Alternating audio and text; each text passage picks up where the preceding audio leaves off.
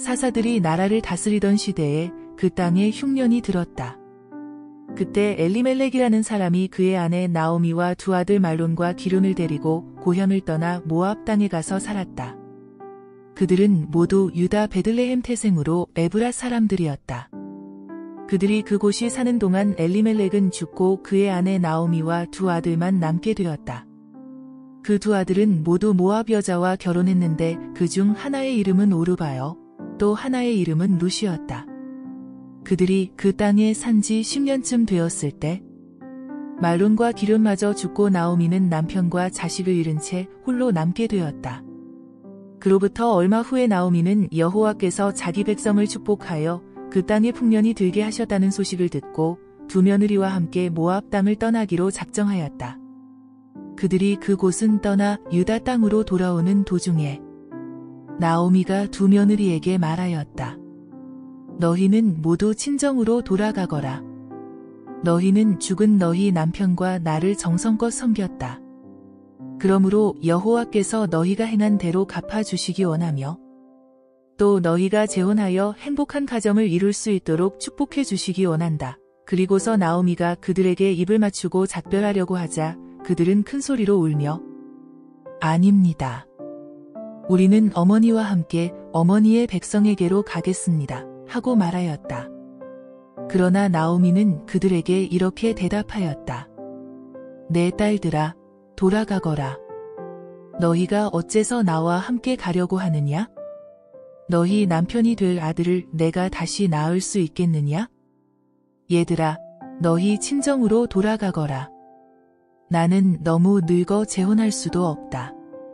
만일 아직도 내가 희망이 있어 오늘 밤이라도 재혼하여 아들을 낳는다고 해도 그들이 자랄 때까지 너희가 어떻게 기다릴 수 있겠느냐? 그들을 바라보고 너희가 어떻게 남편 없이 살 수 있겠느냐? 내 딸들아, 너희가 그럴 수는 없다. 여호와께서 너희에게 상처를 주어 나를 벌하셨으니 내 마음이 더욱 아프구나. 이 말을 들은 두 며느리는 다시 소리를 높여 함께 울다가 오르바는 시어머니에게 입을 맞춰 작별 인사를 하고 친정으로 돌아갔으나 룻은 계속 시어머니 곁을 떠나지 않았다. 그래서 나오미는 얘야, 너희 동서는 자기 백성과 신들에게 돌아갔는데 너도 동서를 따라 돌아가거라 하였다. 그러나 룻은 이렇게 대답하였다. 저에게 억지로 어머니 곁을 떠나라고 강요하지 마시고 어머니와 함께 가게 해주세요. 어머니께서 가시는 곳에 저도 가고 어머니께서 사시는 곳에 저도 살겠습니다.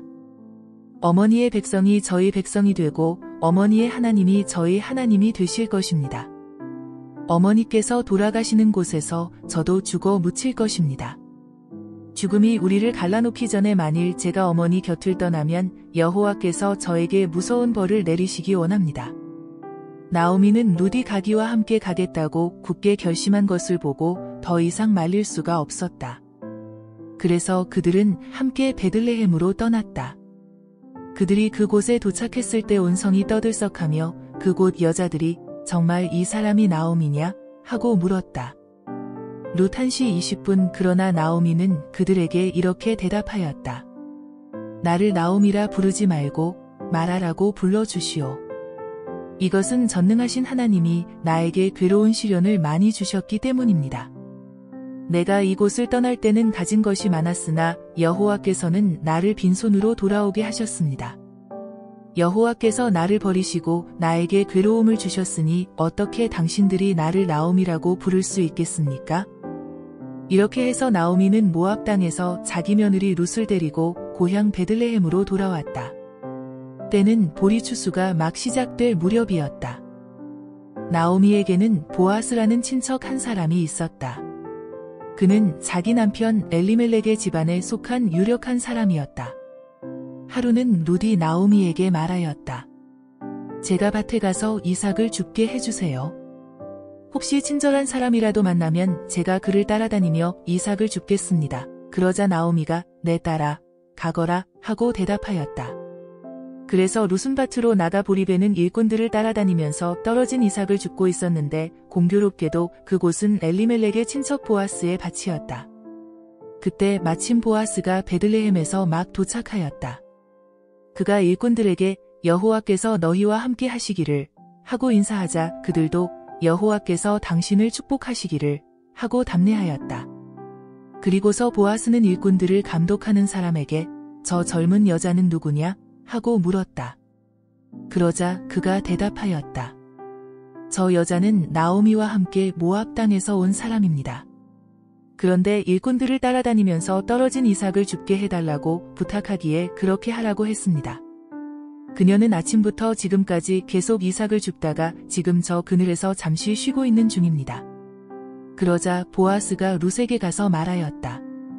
내 말을 듣게. 이삭을 주우러 다른 밭으로 가지 말고 여기서 우리 집 여자 일꾼들과 함께 있으면서 이삭을 줍도록 하게. 내가 젊은 남자들에게 그대를 건드리지 말라고 단단히 타일러 놓았네. 목이 마르거든 언제든지 물통 있는 데로 가서 일꾼들이 길어온 물을 마시도록 하게. 그러자 룻은 땅에 얼굴을 대고 절하며 말하였다. 어찌 나 같은 이방 여자에게 이런 친절을 베풀고 돌보아 주십니까? 나는 그대가 남편을 잃은 이후로 시어머니에게 한 일을 모두 들었네. 그리고 그대가 어떻게 부모가 있는 고향을 마다하고 이곳 낯선 땅에까지 와서 살고 있는지도 다 알고 있네. 이스라엘의 하나님 여호와께서 그대가 행한 대로 갚아주시기 원하며 그분의 보호를 받고자 온 그대에게 풍성한 상을 주시기 원하네. 주인 어른의 신여만도 못한 저를 위로하시고 친절하게 말씀해 주시니 정말 감사합니다. 식사 때가 되자 보아스는 룻을 불러 함께 식사하자고 권하였다.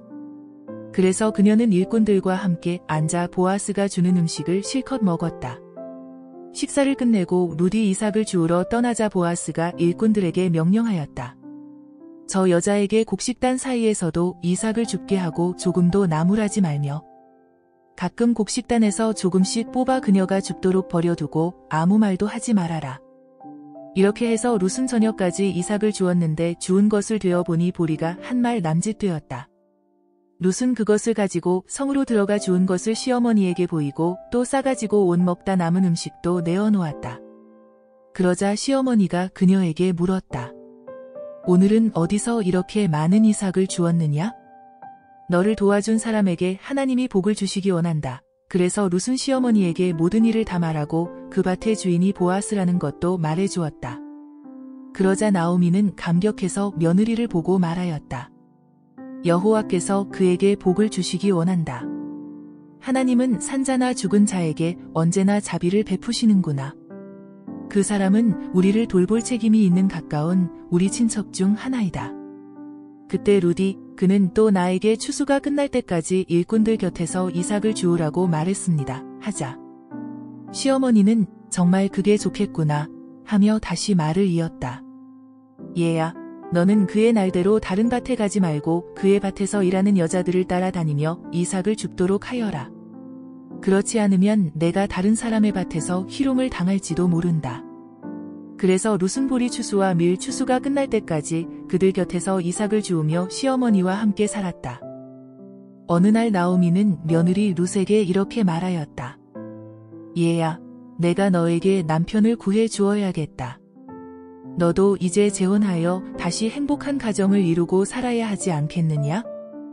너는 보아스가 어떠냐? 그는 우리에게 친절을 베풀었고 또 우리에게 가까운 친척이기도 하다. 그가 오늘 밤에 타작 마당에서 보리를 키질할 것이다. 너는 목욕을 한 다음 몸에 향수를 바르고 제일 좋은 옷으로 차려입고 타작 마당으로 내려가거라.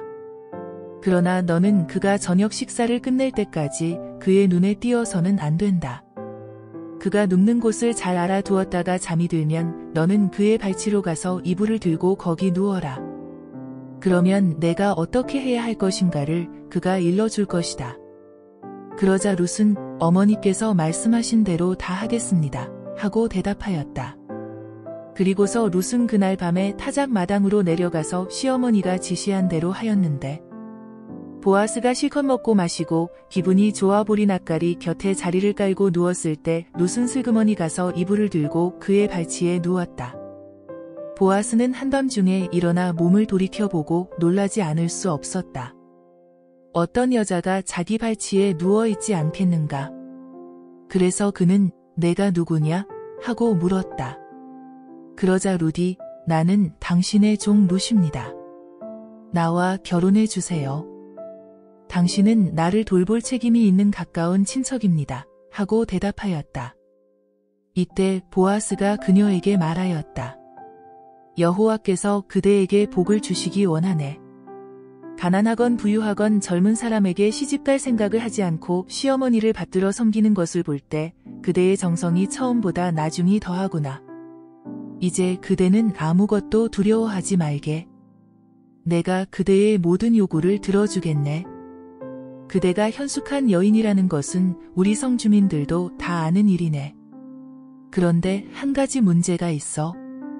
내가 그대를 돌볼 책임이 있는 가까운 친척인 것만은 사실이나 나보다 그대에게 더 가까운 친척이 있네.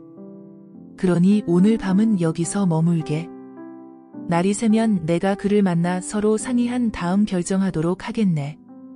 만일 그가 그대와 결혼하겠다고 하면 다행으로 여겨 그대에 대한 책임을 다하도록 하겠네. 그러나 만일 그가 거절하면 대신 내가 그 책임을 다할 것을 살아계신 여호와의 이름으로 맹세하네. 그러니 그대는 조금도 염려하지 말고 아침까지 여기 누워있게. 그래서 룻은 아침까지 그의 발치에 누워있다가 날이 밝기 전에 일찍 일어났다. 이것은 타작마당에 여자가 들어온 것을 아무도 눈치채지 못하게 하라고 그가 말했기 때문이었다. 보아스가 룻에게 겉옷을 가져와서 펴게 한 다음 돛박으로 보리를 6번 되어서 이어주자 그녀는 성으로 들어갔다. 룻이 집이 도착했을 때 그녀의 시어머니가 이해야, 어떻게 되었느냐? 하고 물었다. 그래서 룻은 보아스가 자기에게 한 일을 전부 이야기하고 덧붙여서 내가 빈손으로 어머니에게 돌아가서는 안 된다면서 그가 이 보리를 되어서 이어 주었습니다. 하였다. 그러자 시어머니는 얘야, 이 일이 완전히 해결될 때까지 잠자코 있어야 한다. 보아스는 이 일을 그냥 내버려 둔 채 가만히 있을 사람이 아니다. 분명히 그는 오늘 중으로 이 일을 처리하고야 말 것이다. 하고 말하였다. 보아스가 성문에 올라가서 앉아있는데 마침 그가 말하던 친척이 그리로 지나가고 있었다. 그래서 보아스는 그를 불러 앉혀놓고 또 증인으로 그 성의 장로 10명을 초청하여 함께 앉힌 다음 그 친척에게 말하였다. 지금 모압 땅에서 돌아온 나오미가 우리 친척 엘리멜렉의 소유지를 팔려고 한다. 아무래도 내가 이 사실을 알아야 할 것 같아서 너를 불렀다. 만일 내가 그 밭을 사고 싶으면 여기 앉아있는 장로들 앞에서 그것을 사도록 하라. 그러나 내가 사고 싶지 않으면 즉시 나에게 말하라.